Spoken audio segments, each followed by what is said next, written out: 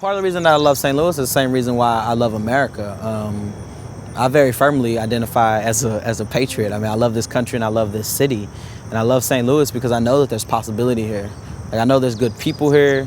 You know, I love the people in St. Louis. And I love the hardship and the struggle. And I love the way it has molded us into such creative people and people who are survivors. And, you know, we haven't lost that we want better for our children. We haven't lost that we want better for our city. That's not gone.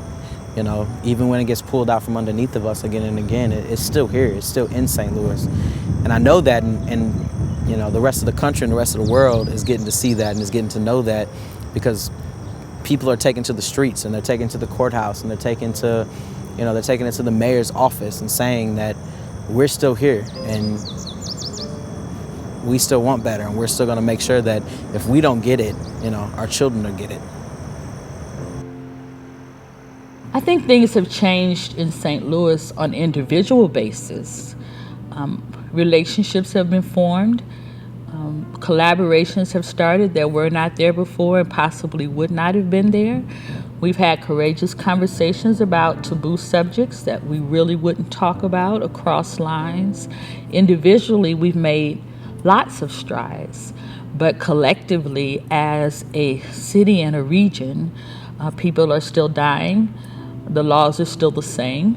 None of the people who are in questionable positions, save a few tokens, have been removed from those positions.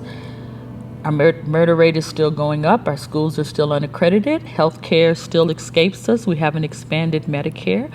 We are in huge contentious dialogues and debates about marriage equality, even though it passed. So there's a lot of work that we have to do. But the individual relationships and the individual changes give me hope. Hope is that we dismantle systematic racism in this country. My hope is that I can go in spaces that aren't just Black, where people aren't offended by my mere taking in of oxygen. That's my hope. As a rabbi, I will say that my tradition teaches us that until all people are free, not one of us can be completely free. And so that's a guiding principle. But further, we have to find what our place is in the movement. And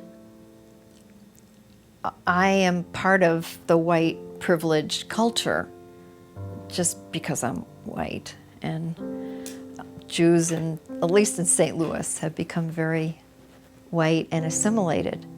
And so my job, and why it's important that we're all working on this, is because the whole culture has to change. The whole culture has to shift.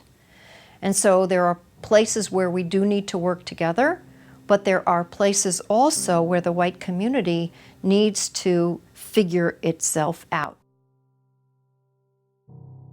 You know, the other thing that Audre Lorde says, I think very clearly, is that white people can't ask people of color what to do, how to be an ally. We just have to figure out what we have to do. And so one of the things that's happening in this community is the Witnessing Whiteness program. White people are starting to look at and talk about their white privilege because we have to figure out how to be part of this movement in a way that is respectful and is productive. Since Fargesn, people have at least acknowledged what they don't know. And so from the YWCA's perspective, like our Witnessing Whiteness groups exploded. So we went from having 1 or 2 a year to having 10 at one time, and like 15 in a year. So that's been a good change.